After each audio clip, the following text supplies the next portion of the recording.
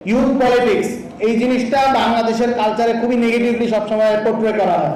তারা apolitical, I hate politics coat unquote করে যেটা বলা হতো, সেই জেনারেশন যখন পলিটিক্যাল হয়েছে তারা কিছু গুণগত পরিবর্তন দেখতে চায়। আমাদের শেকড়, আমাদের যে রুট সেটা জুলাই, এবং জুলাইয়ের মধ্য দিয়ে জুলাইয়ের যে শক্তিরা তারাই একত্রিত হয়েছে, তারাই ছাত্র শক্তি তৈরি করেছে, তারাই যুব শক্তি তৈরি করেছে, তারাই এনসিপি তৈরি করেছে। সুতরাং আমরা যাতে আমাদের যে রুটটা আছে, আমাদের যে শেকড়টা আছে, সেই শেকড়টা যাতে ভুলে না যায়, জুলাই আকাঙ্ক্ষাকে বাস্তবায়নের রূপদান করার জন্য সংস্কার, গণভোটের যে জনগণের রায় সেটি বাস্তবায়ন করার জন্য, এবং সর্বোপরি আমাদের যে শহীদদের প্রতি আমাদের যে কমিটমেন্ট, যারা গুলি খেয়ে মারা গিয়েছেন, যারা আহত হয়েছেন, তারা যে আমাদের প্রতি যে ওয়াদা রেখে গেছেন, আমাদের প্রতি যে দায় রেখে গেছেন, সেই দায় পালনের জন্য আমরা কাজ করবো, এতটুকুই। ইউথ পলিটিক্স এই জিনিসটা বাংলাদেশের কালচারে খুবই নেগেটিভলি সবসময় পোর্ট্রে করা হয়, যে মাসেল পাওয়ারের জন্য ইউথ পলিটিক্সকে সবসময় ব্যবহার করে আসছে বাংলাদেশের প্রত্যেকটা রাজনৈতিক দল। ইতিহাস ঘাটলে আপনারা দেখতে পাবেন, সেটা আইয়ুব শাহীর আমলে বলি বা তার আগের আমলগুলোতেও বলতে থাকি, আওয়ামী লীগের কথা থেকে শুরু করে, বিএনপির কথা থেকে শুরু করে, জাতীয় পার্টি থেকে শুরু করে যে কোনো রাজনৈতিক দল, ইউথ পার্টি সবসময় একটা মাসেল পাওয়ার হিসেবে ব্যবহার করা হয়েছে।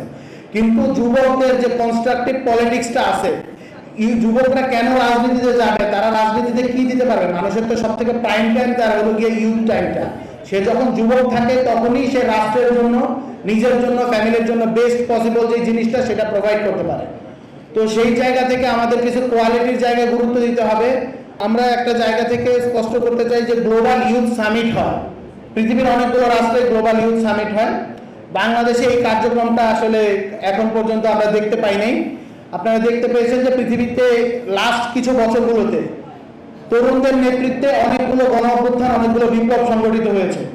প্রত্যেকের আলাদা আলাদা এক্সপিরিয়েন্স আছে, কিন্তু গ্লোবালি এটা কিন্তু একটা ওয়েভ।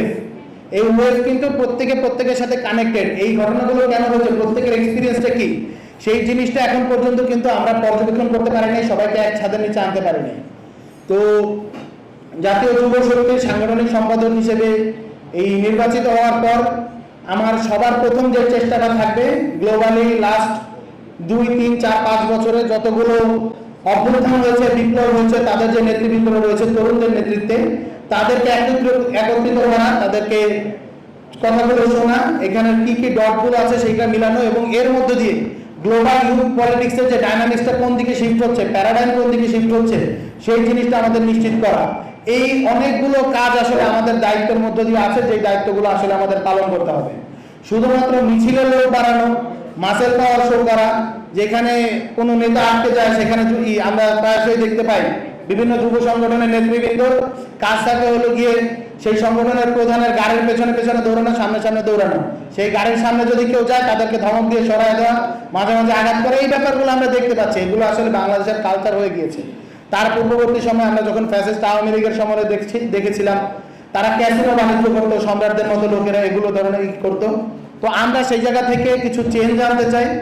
সেই জায়গা থেকে আমাদের মনে হচ্ছে যে এই কাজটা আসলে যুবশক্তি করতে পারবে। জুলাইয়ের মধ্যে যেহেতু একটা আকাঙ্ক্ষা তৈরি হয়েছে এবং তরুণ সমাজ রাজনৈতিক হয়ে উঠেছে, যেই জেনারেশনকে বলা হতো যে তারা apolitical, I hate politics coat unquote করে যেটা বলা হতো, সেই জেনারেশন যখন পলিটিক্যাল হয়েছে তারা কিছু গুণগত পরিবর্তন দেখতে চায়। সেই গুণগত পরিবর্তন আমাদের প্রোভাইড করতে হবে। সেই গুণগত পরিবর্তন ক্যাম্পাস থেকে আসতে হবে, সেই গুণগত পরিবর্তন যুব সংগঠন থেকে আসতে হবে, সেই গুণগত পরিবর্তন সংসদ থেকে আসতে হবে, রাজনৈতিক দলগুলো থেকে আসতে হবে। আমাদের এমপি সাহেব এখানের ভিতরে আছেন। তো আমাদের জায়গা থেকে মনে হচ্ছে, এটা আমাদের ইউথদেরই একটা প্রশ্ন, আমাদের মনে হচ্ছে বিরোধী দল যথেষ্ট ভালোভাবে সরকারি দলকে সেই প্রশ্নগুলো করতে পারছে না, তাদেরকে অ্যাড্রেস করতে পারছে না, এখনো তাদের সমালোচনাগুলো করতে পারছে না। আমরা আপনাদেরকে বলবো এই সমালোচনাগুলো যাতে আমাদের ইউথদের যে চিন্তা ভাবনা চেতনার জায়গা থেকে, আপনারা নিজেরা যেহেতু ইউথ, আপনারা আমাদের রিপ্রেজেন্টেশনে গিয়েছেন, আমাদের ভোটে গিয়েছেন, তো এই দায়িত্বগুলো আপনারা পালন করবেন বলে আমি আশা রাখি।